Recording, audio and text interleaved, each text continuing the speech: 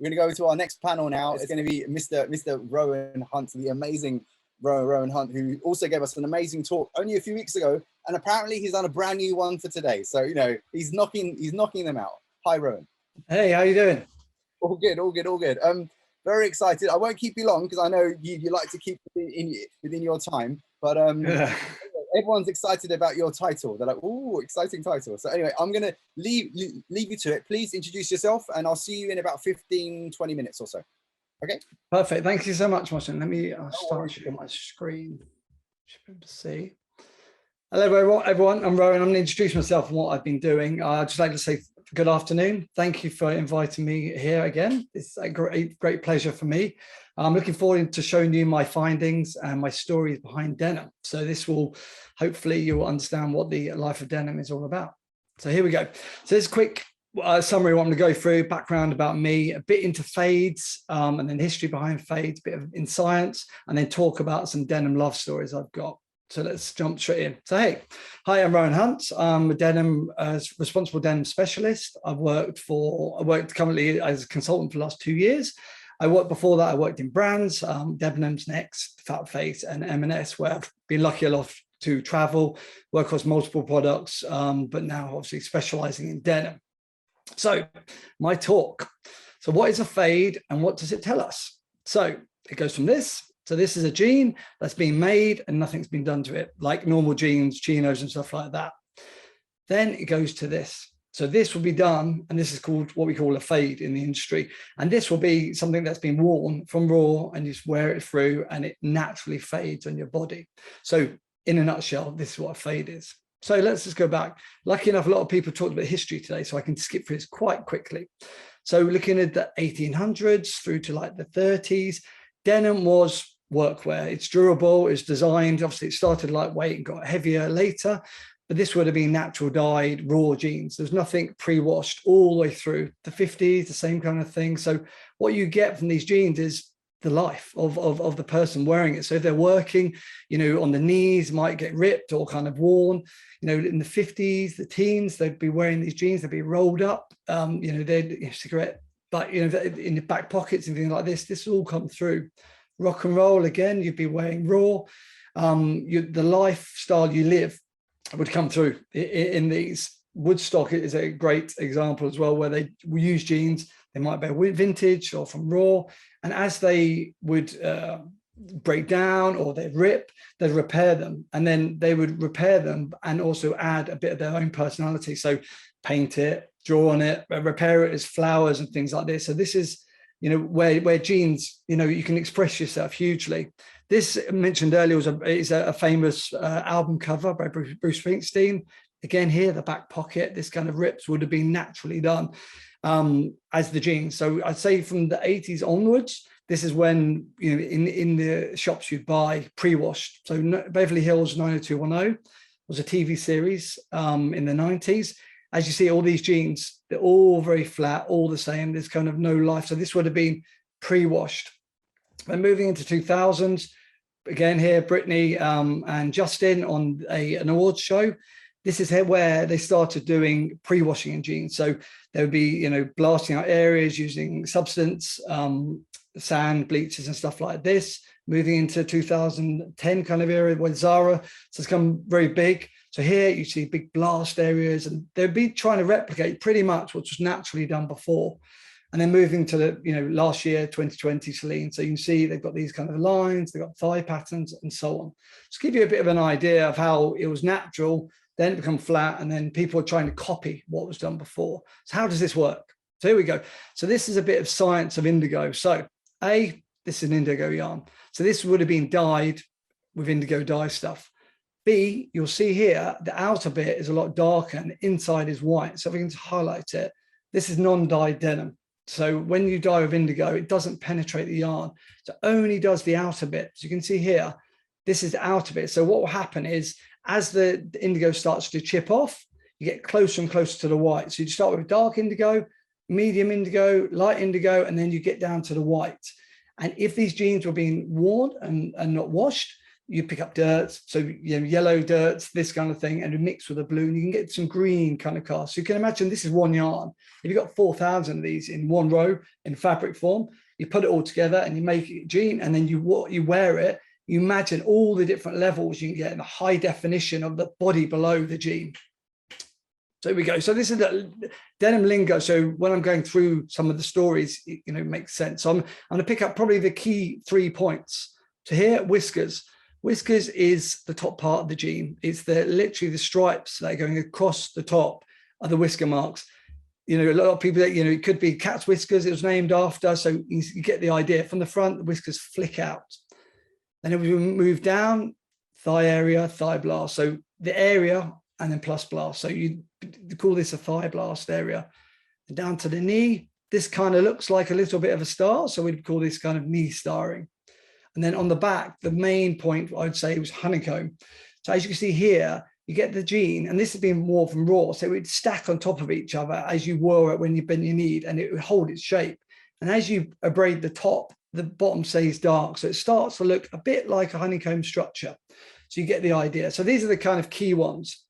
There are a lot more. So you're logically thinking this is a calf blast, and so on. You've got seat blast, and then anything like it's a wallet fade, a pocket fade. Down the side, we've got things like tram lines or train tracks, so just lines going down the side. So here we go. So I'm talking about whiskers. We're not talking about cat food now. We're talking about jeans. We're talking about the detail on the jeans. So what can we learn? So here's some soft whiskers all the way through to some stronger whiskers. So what can we learn from these two? Why are these softer? So these whiskers would have been created from raw. This guy had this jean, must have washed it quite early on. So then it starts to merge. So actually the jean shrinks back and it starts to merge back. So you get a softer fade. Here again, would have been a similar kind of scenario where they've worn it. This is a bit lighter weight actually. So you get a crisper line coming through. And as we move through, this is where a bit more the kind of die-hard denim guys will buy Japanese, and they'll wear it as long as they can. So, it could be 6 months, it could be, a year, it could be up to 3 years if you want to. But these have been washed, but they've been worn for long enough to create this kind of fade coming through on the jeans. So here you can see a bit of thing of, you can see these marks here. So this is a phone ID.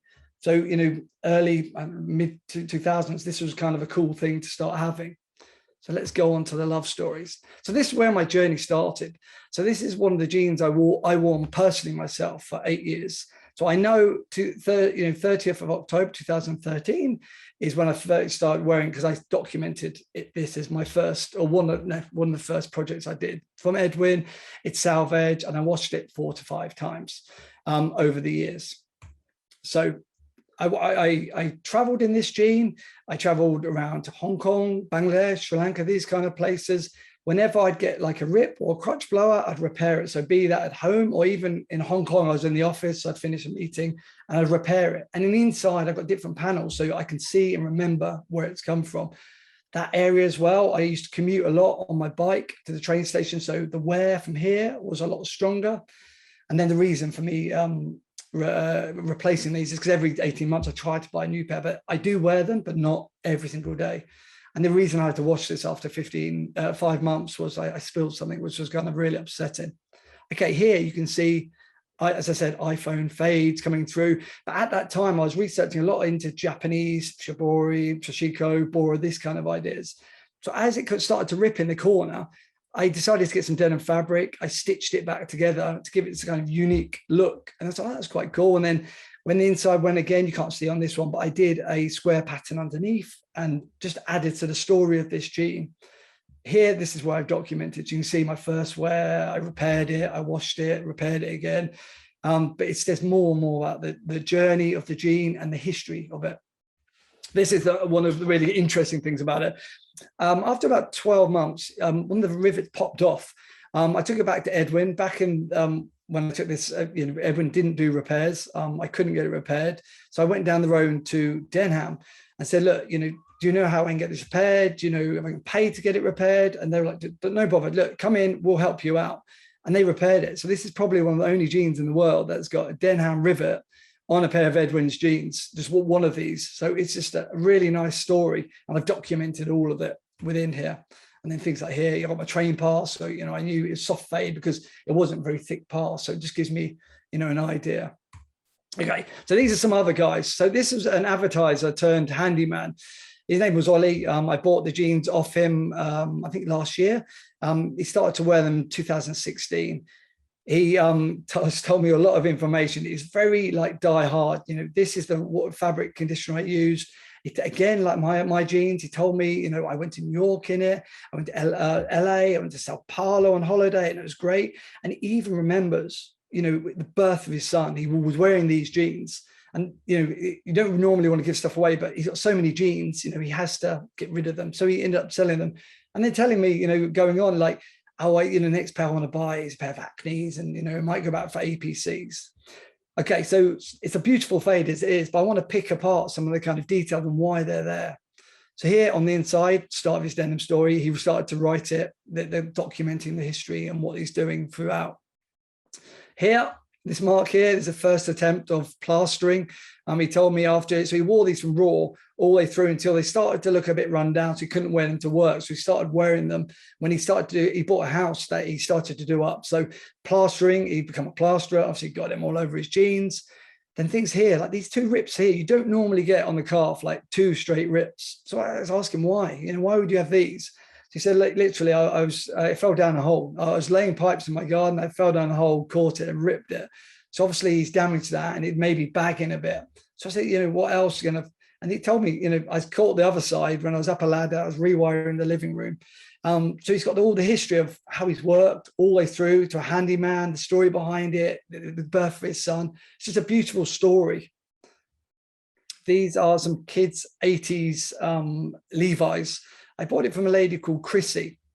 She bought them. These are made in the UK, Levi's from the 80s. She bought them in Cambridge. She bought them for a daughter who was 4 at the time. She wore them probably until 5 years. She wore them. And then you can see she bought them and they were too long. So she folded them up. And this is what they would have done back in the day, folded them up and then wore them. And as she got bigger, started to fold them down. So you get this beautiful, you know, idea. For me as a designer, that's a cool idea. Can we copy this and so on? She also, you know, loves denim, loves to discuss denim. So she decided to tell me, you know, 1967, she was a mod. She wanted her own jeans, like customized. So she bleached at home her own jeans because in the 60s, there wasn't jeans around like this. The reason she sold these, she found them in the roof of her house when she was clearing out, actually. So yeah, a couple of cool things about this jean. The whisker template. On kids' jeans nowadays, they don't wear them long enough to get any templates. And if they do, they get washed too much. So you lose those patterns. So to see whisker templates on kids, they're very different to the men's and the women's as well, how it comes through. Things like this, the focused knee wear. So on men's and women's, you might see some thigh area and some knee, but kids, they're always on their knees, always crawling around, always getting up to mischief. So it's a focus spot rather than, you know, an oblong kind of shape. And then mentioned before, this kind of turn ups, really cool kind of, you know, looking things. So, okay. So I've given you a couple of stories. I've told you about whiskers and stuff like this. So here's the next thing. This is going to be the last one, but spot the difference. These are 2 pairs of Edwin. They're the same fit, same model, both worn from Raw. You know, they've both got busted out kind of coin pockets here. Some of the whisker patterns are quite similar. This, I found out, I bought both pairs of these jeans last year. They've been worn for 5 years. This guy bought these jeans, wanted raw, he wanted heavyweights, and he bought them and he alternated them every other day. So everything he did for his life, he altered them 1 or 2 days. So when he traveled, he'd take 2 pairs with him. When he'd go to work, you know, he'd be alternating them different days of work. So he'd have these on rotation. And I also, he, you know, decided to tell me, you know, I wore them for 5 years. I only washed them 5 times. And the reason he can remember that is because he was actually respectful of the denim so much to tell me that I'd only wash them in the summer because then it can dry in the warm air. And he also put, like, in brackets, not in direct sunlight, because he knows not to put denim in direct sunlight. So he did all this, and he was saying, obviously, another note, you know, he's 71, he's not made anymore. So, you know, he's really sad he can't get these. So a couple of cool things to pick up on this is wash kind of ideas. a busted coin pocket, so he would have had some kind of lighter or things in that. And you can see it's the same thing. So he's busted them out. They're slightly different, but you know, he busted out. The heavyweight whiskers. So here they're less stripy compared to some of the lightweight and more kind of crushed, almost like honeycomb textures. And this is down to the weight of the fabric. It doesn't crease it in straight lines. It more crushes down. So you get a different kind of wash template. Another few things, again, you know, you can almost see the shadow of the person below, his thigh popping out, his knee, his shaping, and then where he bends his knees and the kind of pull lines. Again, on the back, you can see like he's got some pull lines. So I presume he would have worn these a bit wider. Again, honeycomb. You know, within this honeycomb shape, he's got breakages. So when you wear jeans and you get the honeycomb shape, if you don't wash them, cotton will break down. When you wash it, it shrinks again, it strengthens it again. But he's obviously worn it that long without washing it. It's created these breakages, which is, again, unique to him and his jean. Okay, let me just finish off with a little bit of further reading. So some podcasts and some books and some online resources. So, you know, podcasts is hard to obviously learn fades, but some interesting things to look in. These are some really good books. So if you want to look at historical things like these jeans of the Old West or Levi's all the way from the 1800s all the way through to almost present, you can see how it's changed and it's evolved. Denim style, again, is just some really cool editorial kind of looks. And then some other books that I've just grouped in together. Online resources. I've used some of these for my talk as well. Denim Hunters has got some really cool things. This is a good article to look at, the history of pre-fades. So it's a group of specialists that have talked through how it's evolved, you know, how they started using stones, you know, how the industry moved and then how it's changing. So it's quite an interesting article to read. Again, Heedles is a good one. So if you do like fades like these, they have Fade Friday and a whole archive going back probably about, I don't know, you know, 6 to 8 years, I'd say. So there's a lot of interesting things there. And then this Vintage Denim Advisor, he would talk through Levi's and washers and some kind of the templates that are there. Okay, let me just finish on the last bit. This is one of the things, John. Invest in raw and start your love story today, because the whole story of denim will be built into your jean as you wear it. Thank you. Hopefully I didn't go too quick that time. You bang on, super, amazing. If you could unshare, that'd be amazing. Look, yeah. I've got loads of books as well. This is a great one as well that's come out quite recently. This is about the history of the trouser. Very interesting. This is actually the oldest known pant that they found, like 3,000 or 5,000 years old, and they've documented it. It's pretty amazing. And it comes with a DVD as well. So, and the DVD's in like English, so very good. But yeah, Rowan, thank you again. Oh, there's a poll that's going on, so definitely do the poll before like Rowan goes. It'd be good to get his opinion on it. Man, that was amazing. Do you know that Edwin jean? I actually pattern cut it. I just remembered that. I know. I was going to drop that in, but I thought it's so funny. You did a lot of the good fits. It's always lovely to see your work somewhere else and you completely forget about it, but that's quite awesome. But dude, that was such an amazing presentation. So lovely. You're right. There's archaeology. You can read denim. You can read it if you can understand what you're looking for. You can. I remember the famous photographer like Nick Knight. I did a project with like sort of Nick Knight, and one of his knees was always damaged. Only one. Because he used to go down on one knee before he took his like photo. So so there's always stories on every jean that you can. And if you find vintage jeans or jeans in a flea market, you can probably work out what the guy was doing if he was riding his bike or if he was a manual worker or whatever. Yeah, exactly. It's pretty awesome. And there's nothing better than getting inspired by real garments rather than buying something and copying it. Actually, a real garment for inspiration, especially if you're doing your own whisker pattern or something, it's much great. That's what I was going to say. The whole point of this talk is to show where it's come from and how it was, so then you can create your own templates and then make it authentic to you, or authentic as a jean, not just randomly dropping things on, to see how it kind of blends and stuff like that. It's beautiful. Just a quick moment, because we've got a few minutes more. You and I are both doing a lot of 3D work, and obviously you've got loads of templates. So you've got an archive like me of more than 1,000 jeans, I'm sure, and you've got folders and folders full of like templates that you use for like lasers, right? Is it? Yeah, exactly. Yeah.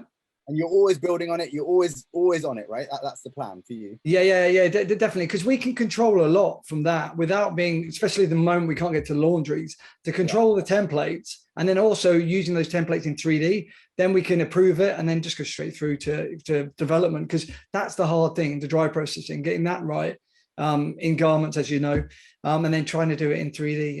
Yeah, it's tough. It's evolving. It's still got a way to go, I'd say, but it's definitely evolving. So I was listening to talk before.